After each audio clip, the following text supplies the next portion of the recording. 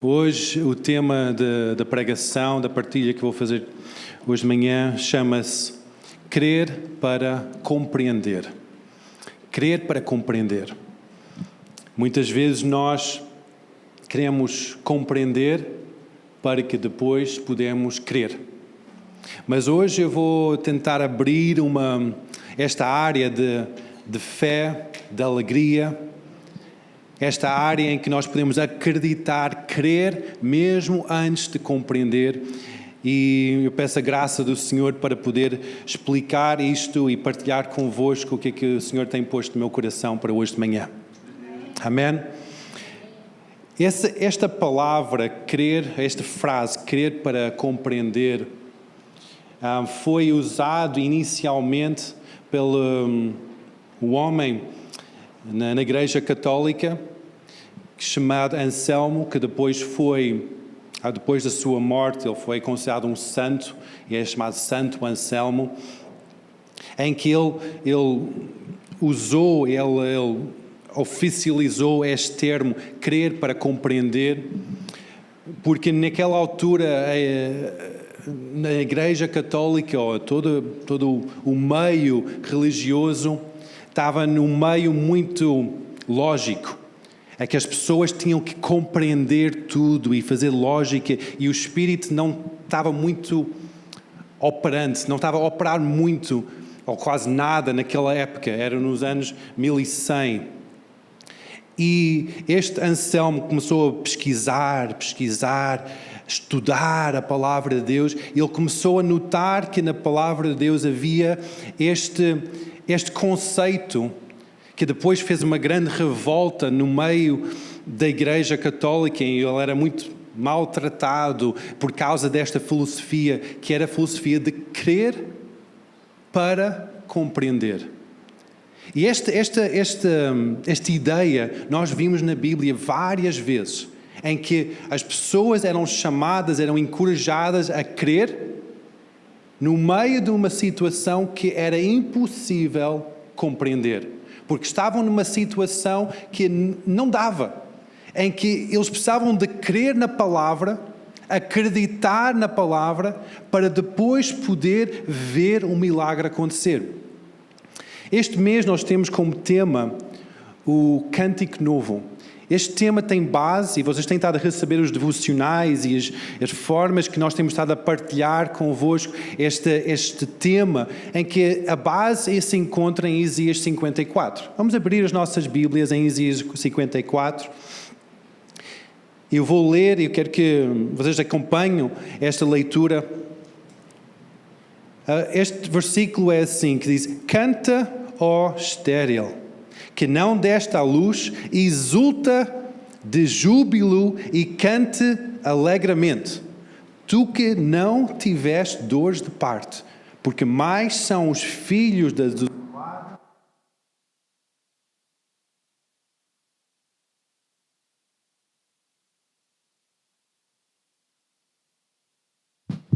Porque mais são os filhos da desolada do que os filhos da casada, diz o Senhor.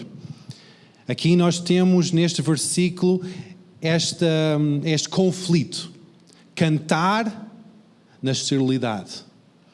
Eu não sei como é que é este processo, eu não sou mulher, graças a Deus, mas este processo de esterilidade, ou até um processo de perda de uma gravidez, perda de um filho, deve ser um momento dificílimo, um momento terrível.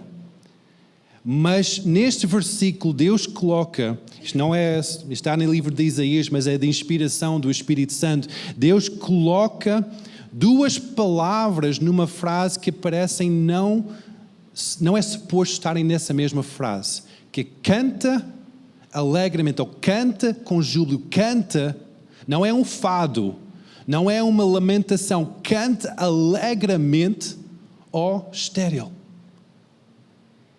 Isto refere a este de crer para compreender. Antes de ver o ventre abrir, antes de ver os filhos, Deus chama Chama-nos, porque não é somente para o povo de Israel esta profecia. Deus chama-nos porque a sua palavra é viva e eficaz para cada momento da nossa vida. De capa a capa, esta palavra é para nós. Deus chama cada um de nós para cantarmos no meio de uma situação em que não devemos cantar. Toda pessoa diz, estás estéril, perdeste um filho, não deves cantar, deves entrar numa lamentação. O cântico talvez devia ser um fado, mas não um cântico de celebração. Devia ser uma lamentação, mas não uma celebração. Mas Deus é completamente o contrário. Ele quer que nós creamos antes que nós recebamos a bênção de Deus. Amém? Nós vimos esta história, há várias histórias na Bíblia que eu posso agarrar para esta expressão, este cântico novo. E provavelmente ao longo deste mês vou agarrar em várias histórias da Bíblia, mas a primeira história que falou comigo foi a história do nascimento de João Batista, em que foi um nascimento incrível.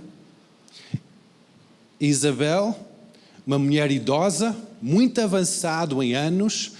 Vemos esta história em Lucas 1, que Isabel era mulher de Zacarias, linhagem sacerdotal, linhagem dos sacerdotes, em que se calhasse na rotação da escala sacerdotal, podia calhar ao longo da vida de Zacarias, dele ter que ir ao templo para ir no lugar santíssimo e ofertar incenso para a expiação do pecado, para o perdão do pecado do povo. Na sua idade avançada, mesmo no meio de uma situação em que ele não tinha herdeiros. A Bíblia fala que a Isabel era estéril e não tinha filhos. Para o povo de Israel naquela altura, não ter filhos era uma vergonha de todo o tamanho. Era uma vergonha muito grande. Ainda por mais, para um sacerdote, não ter filhos era uma vergonha muito grande. Porque não ia passar a sua linhagem, não ia ter um filho sacerdotal, não ia ter um sacerdote para ocupar o seu lugar nesta linhagem sacerdotal. E Zacarias, apesar da vergonha que ele carregava da mulher não poder ter filhos, apesar da esterilidade de Isabel, calhou-lhe na rotação, na escala, era quase por sorte que calhava o sacerdote ser chamado para ofertar, calhou-lhe no final dos dias, quando ele já era muito idoso, para ir lá no lugar santíssimo e trazer o incenso perante Deus em expiação para o povo. Imagina a culpa que aquele homem estava a carregar. Quando ele chega àquele lugar santíssimo, um anjo aparece. Anjo começa a falar com ele. Naquela altura havia esse fenómeno, algo espiritual, e hoje em dia ainda acontece, anjos aparecem. Talvez alguns de vocês já viram anjos ou não, mas aparece porque o mundo espiritual é real, não é? E ele estava lá naquele lugar santíssimo, e um anjo aparece e revela que ele vai ter um filho. Imagina a descrença daquele homem, que talvez comece a rir. Talvez comece a dizer, não, isto não é possível, tu estás a ver o meu corpo, já está cheio de rugas, eu estou velho, eu não tenho possibilidade de conseguir ter um filho com a minha esposa, ainda por mais a minha esposa é estéril. Nós já tentamos a fazer isso N vezes, tu sabes, Senhor, já tentamos. Isto é tudo conversa interna de Zacarias, que não está escrito nas palavras da Bíblia, em que este homem começou a discutir e duvidar. Quando ele começa a discutir e duvidar da palavra de fé, da palavra de Deus sobre a sua vida, ele fica imediatamente mudo. Para que quando ele saísse daquele lugar de intimidade, de encontro com Deus, em que ele estava a receber a promessa, que não houvesse palavra nenhuma que pudesse cancelar essa promessa. Ele ficou mudo. Em que ele chega a casa, provavelmente ele quer comunicar com a sua esposa que algo incrível vai acontecer. que ela vai dar à luz a uma criança, mas ele não consegue comunicar como deve ser, ele só tem aquele momento com a sua esposa e algo incrível acontece. Naquele momento ela fica grávida. Fica grávida. Imagina, com alguém com 80, 90 anos, ficar grávida. Nós não sabemos exatamente a idade daquele casal, mas imagina isso. Talvez nós conhecemos algumas pessoas, alguns casais com essa idade. Imagina isso. Um casal tão idoso começarem a ficar grávidos, começar a sentir aqueles enjoos matinais. Gravidez é isso, não é? Quem já ficou grávida aqui? Algumas mulheres aqui ficaram já grávidas, então aqueles enjoos, aquele mal-estar, sabem que está qualquer coisa cá dentro, ainda não se vê, mas sabem. E ela começa a ficar grávida, começa a crescer. Imagina todos aqueles seus amigos. Os amigos de Isabel e Zacarias não eram amigos, provavelmente, de nossa idade, uma idade mais jovem, não é? Talvez eram amigos de sua idade, mais velhos também, com 80, 90 anos também. Imagina isso. Oh, Isabel, o que é que se passa contigo? O que é que se passa contigo? Estás a começar a ficar assim já mais inchada? O que é que está a passar contigo? E a Isabel, meio envergonhada, diz: oh, estou grávida. Como é possível? Imagina aquele meio. Provavelmente ela, por vergonha, ficou mais isolada em casa, mais retraída, porque a conversa talvez era muito acesa por causa desse fenómeno que estava a acontecer. Mas ela sabia que algo especial estava a acontecer. Algo que ela acreditou, mesmo não compreendendo. Passa 1 mês, passa 2 meses, passa 3 meses, passa 4 meses, passa 5 meses. Quem sabe que a 5 meses a barriga já é grande, não é? Já está mais esticada. Passa 6 meses. E na história aqui em Lucas, eu não vou ler a história toda porque é um bocado extensa, mas chega ao 6º mês e ela recebe uma visita em casa. Bate à porta, alguém para visitar. Talvez era algo estranho acontecer porque ela estava retraída em casa por causa da vergonha. Talvez ninguém queria visitar para não ficar assim contaminado com uma coisa que não era certa, não era normal. Então ela recebe uma visita. Quando ela abre a porta, ela vê a sobrinha, Maria. Quando a Maria cumprimenta a Isabel, cumprimenta a sua tia, e a Maria tinha acabado também de receber uma visita sobrenatural.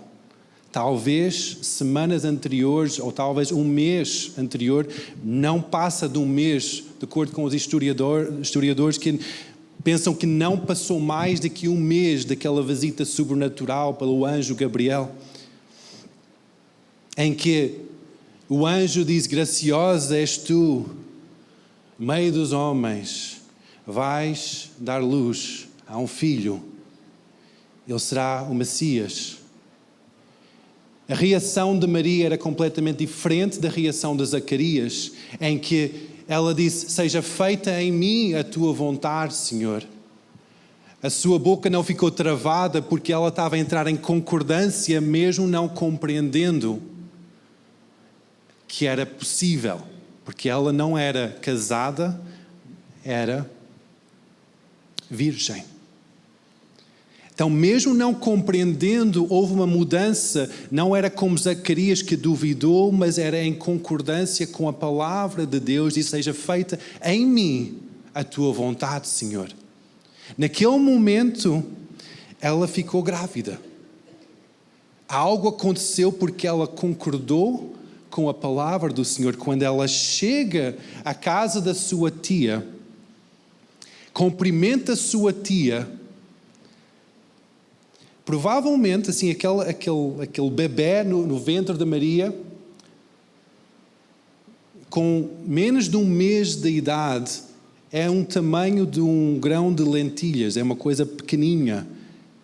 Até os médicos modernos nem chamam isso de uma vida viável, é um feto e facilmente é descartado. Mas Jesus, do tamanho de uma lentilha, estava a ser transportado no ventre de Maria. Tamanho de uma lentilha. Já comeram lentilhas? Eu já comi lentilhas, eu gosto de lentilhas. Mas é uma semente que nem é um dedo, é uma coisa super minúscula. Jesus estava no ventre de Maria, tamanho de uma lentilha. Chega à casa da sua tia. João, que estava dentro do ventre de Isabel, que 6 meses é quase 1 quilo de tamanho, já é maior. Já é maior o tamanho. Quando João sente a presença do Messias, ele salta. Muitas vezes as pessoas dizem que há um feto dentro de uma barriga, não tem vida, não é classificado como viável, não é vida. Mas Jesus transmitiu alguma coisa a João, também dentro do ventre. Jesus, tamanho de uma lentilha, transmitiu alguma coisa a João, tamanho de 1 quilo, em que os dois transmitiram algo sobrenatural. Havia vida ali. Por isso que é aquele conceito que não, até nascimento não é uma vida humana, isso é completamente errôneo, porque aquilo que nós vemos na palavra é que mesmo Jesus, menos de 1 mês de idade, transmitiu algo a um outro ser humano com 1 quilo dentro de 2 barrigas, em que saltou. João saltou dentro da barriga e logo ali Isabel ficou cheia do Espírito Santo. Algo incrível acontece. Quando nós acreditamos, mesmo não compreendemos. Quando Zacarias, passando 3 meses, Isabel dá à luz a João, Maria ainda está lá na casa, porque passou 3 meses com a tia. João nasce, Zacarias agarra naquele bebê. Toda a sua família está à espera que ele seja chamado de Zacarias, porque essa era a tradição, que era passado o nome do pai para o filho. E Zacarias só olha para as pessoas à volta e a sua esposa e só escreve, não, o seu nome será João. Naquele momento ele entra em concordância com a palavra e a sua boca é liberta. Nós precisamos de crer antes de compreender com a nossa mente. Deus quer libertar coisas na nossa vida em que a nossa mente não vai acompanhar, as nossas emoções não vão acompanhar, mas nós precisamos de acreditar que é possível. Amém? Muitas vezes nós não recebemos a bênção ou o milagre ou a plenitude de Deus nas nossas vidas porque nós bloqueamos isso pela nossa mente, a nossa compreensão e o nosso coração. Nós olhamos para isso e dizemos, não é possível, não. Eu já tenho esta doença há N tempo. Eu já tenho esta situação há N tempo. A depressão segue-me ano após ano. A minha mãe é assim, eu sou assim. Eu vou ser assim para toda a minha vida. Eu vou deixar andar porque eu compreendo que isso é normal. Isso é natural. Mas nós precisamos alinhar-nos com a palavra de Deus, mesmo que no natural, mesmo que a compreensão natural diz tudo ao contrário. Amém? Nós queremos ver Deus agir. Quem quer ver Deus agir? Quem precisa que Deus age? Amém? Então nós temos que largar a compreensão, nós temos que largar o emocional, as nossas emoções, e temos que agarrar a nossa crença, a nossa fé. Nós queremos, mas nós temos que ter fé. Temos que acreditar que é possível. Mesmo que a nossa mente está bombardeada com a dúvida, com o medo. Ai se isto acontece, eu vou ficar sem tempo. Muitas vezes nós pensamos, nós recebemos uma palavra do Senhor. Não sei se já aconteceu comigo, talvez já aconteceu convosco também. Muitas vezes nós recebemos uma palavra do Senhor. Ok, Deus, eu preciso abrir a minha vida. Talvez até abrir a minha casa, porque tu estás a chamar-me para abrir a minha casa, para receber pessoas e ver o teu agir através dos meus vizinhos. Mas Deus, a minha casa? Tu conheces a minha casa? Deus, ao longo da minha semana, no meio da semana, mas tu conheces o meu trabalho. Tu conheces a minha agenda semanal. Tu conheces a minha rotina, que eu chego tarde, eu tenho filhos que eu tenho que tratar. Tu conheces. Mas a palavra de Deus ainda está a ser falada. E uma coisa que nós temos que fazer é deixar que aquela palavra entre e não bloquear isso com dúvida. Não bloquear isso com o racional, o emocional. Ai Deus, mas isso vai trazer uma revolta na minha vida.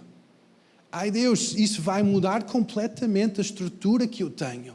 Ai Deus, mas o que é que eu vou fazer com isto? Como é que eu vou depois, se o meu vizinho vem-te a conhecer, como é que ele depois vai à igreja? E depois eu tenho que tratar bem esse homem que tem tratado mal toda a minha vida? Como é que isso vai acontecer? E bloqueamos o agir de Deus por causa do raciocínio humano, da nosso desejo de compreensão, em vez de somente acreditar que é possível. Deus quer usar cada um de nós e tem um plano especial para cada uma das nossas vidas. Deus quer libertar através de ti e em ti alegria. Mas muitas vezes nós temos colocado como se fosse uma garrafa e colocamos uma rolha por cima. Diz, ok, uma garrafa tem que ser bem selada. Vou colocar uma rolha por cima e não. Eu não quero essa alegria. Eu sei que é possível, eu sei que eu preciso disso, mas a minha estrutura tem que ser assim digna, dignificada. Eu tenho que estar assim bem comportado. Então a alegria vai trazer uma revolta cá dentro. Eu vou ficar assim, talvez estranho, porque eu tenho esta vida já toda construída, mas hoje Deus quer tirar as rolhas da nossa vida. Deus ter que tirar a rolha da garrafa da nossa vida para que nós transbordemos com esses rios de águas vivas. A alegria do Espírito, essa alegria de uma nova canção, vem para transbordar, para borbulhar. Não é para ser colocado dentro de uma garrafa e colocar uma rolha por cima, não. Deus quer retirar essas rolhas que temos colocado na nossa vida para que nós podemos transbordar com a graça de Deus, com as águas vivas do Espírito Santo. Se nós temos estado bloqueados por este medo, por esta insegurança, por estas situações nas nossas vidas, hoje é dia em que tu podes pedir ao Espírito Santo para retirar esta rolha da tua vida, para que Ele pode encher e transbordar com mais e mais da presença de Deus. Viver sem alegria não é viver. Viver debaixo de uma depressão não é viver. É sobreviver, é deixar passar dia após dia até chegar à cova. Deus quer águas vivas, abundância de paz, alegria para a nossa vida. Amém, igreja? Nós não podemos aceitar uma vida de tristeza, de peso. Mais um dia.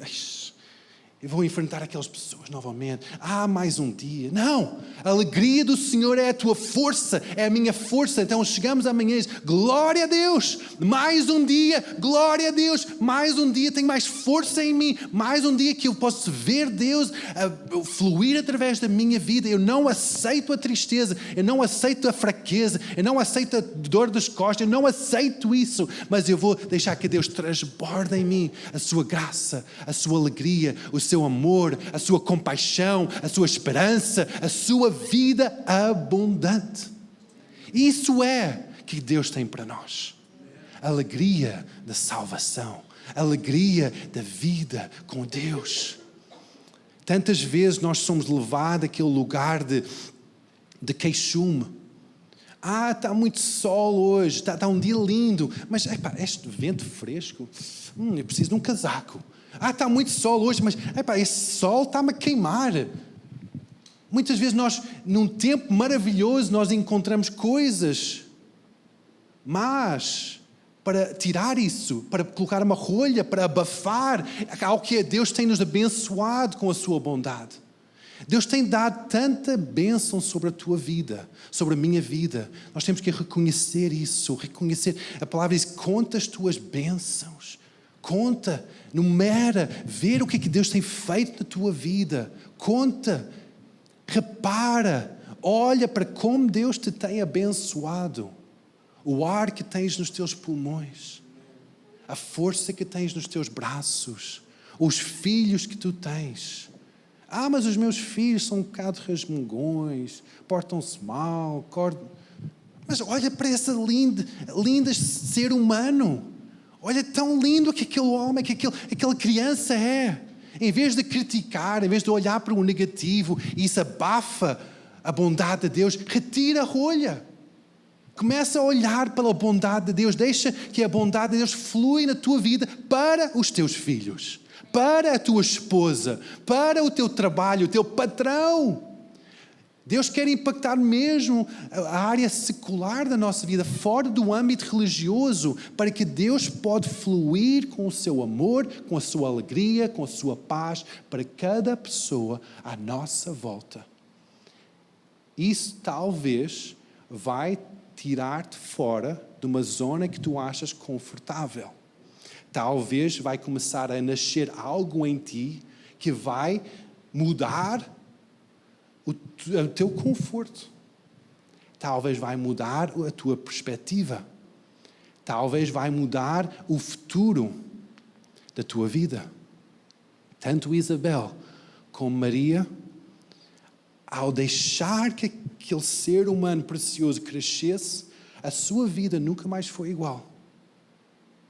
Isabel teve que ver essa criança crescer, isolar-se no deserto e começar a ver aquele profeta ser formado para preparar o caminho para Messias. Maria teve que dar a luz ao Salvador, criá-lo nos caminhos certos, cuidar da sua vida, para que 30 anos depois visse aquele homem a ser um homem completamente diferente. O Messias, o Cordeiro de Deus, o Salvador da humanidade. E depois ver aquele homem crucificado. Mas depois ver aquele homem ressuscitar.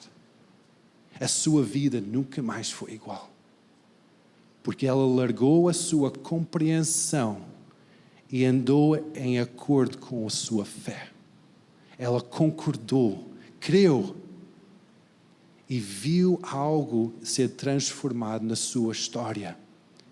Hoje de manhã eu quero desafiar-te e encorajar-te a crer em Cristo. Crer em Deus. O primeiro passo para ver algo ser transformado na tua vida é acreditar em Deus. Acreditar que Ele existe, que Ele ama a tua vida incondicionalmente. Ele ama-te. A crer em Jesus. E depois a crer nas suas promessas, tanto explicadas aqui na Bíblia, mas também as suas promessas individuais que nascem no teu interior. E depois crer que Deus quer trazer alegria para ti. São coisas grandes que eu estou-te a pedir hoje de manhã para pensar sobre isso. Porque são áreas que vão transformar completamente a tua história.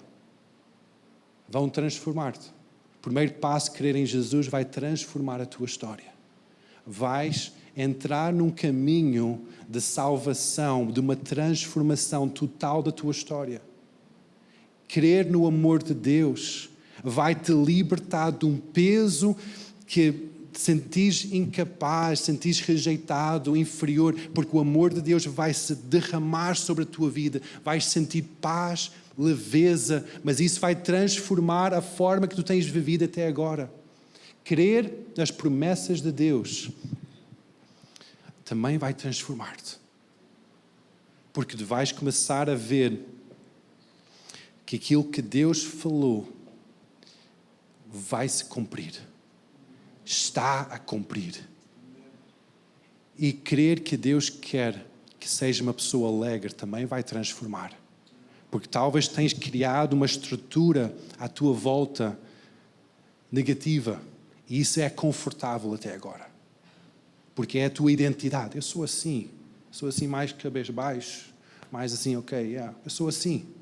Mas Deus quer que sejas leve, alegre, vai mudar, as pessoas vão olhar para ti e dizer, uau, tu és diferente, o que é que se passa contigo? Tu vais chamar atenção à tua vida e talvez hoje em dia tu tens estado a querer, se quer passar despercebido, porque eu sou assim, meio tristonho, eu sou melancólico, sou assim meio tristonho. Mas Deus deseja que sejas livre, liberto, alegre no seu espírito. Amém, igreja? Vamos ficar de pé. A alegria do Senhor é a nossa força. Quando nós somos salvos, nós temos a alegria da salvação. Nossa vida nunca mais é a mesma, porque Deus transforma-nos. Deus liberta-nos. Deus liberta-nos completamente. Deus dá-nos uma nova história, um novo propósito de vida. Nós não temos que carregar esse peso pesado. Nós não temos que manter tudo contido, tudo organizado, sempre tudo tão bonitinho. Não. Deus deseja que nós sejamos livres na sua presença. Que dancemos, que sejamos livres, levantemos as nossas mãos. Sejamos livres na sua presença. Aleluia. Fecha os teus olhos onde tu estás. Deixa que o Espírito Santo ainda leve esta palavra mais fundo no teu interior.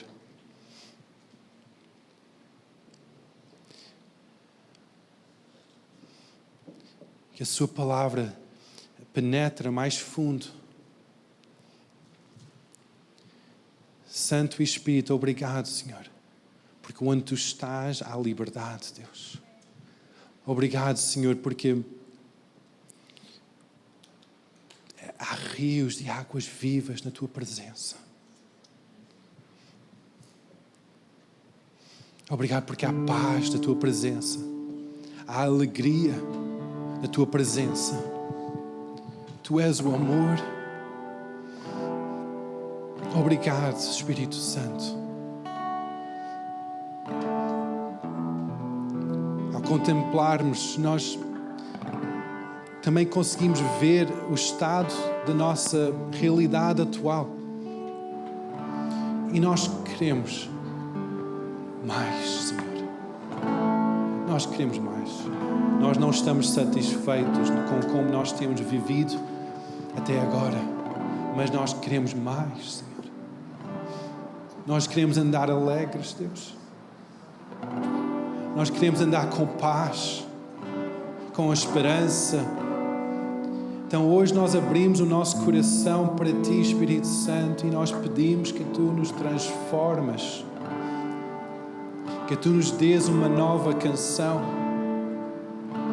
que nós podemos acreditar mesmo não compreendendo, mesmo não sentindo, nós podemos acreditar em Ti, Jesus.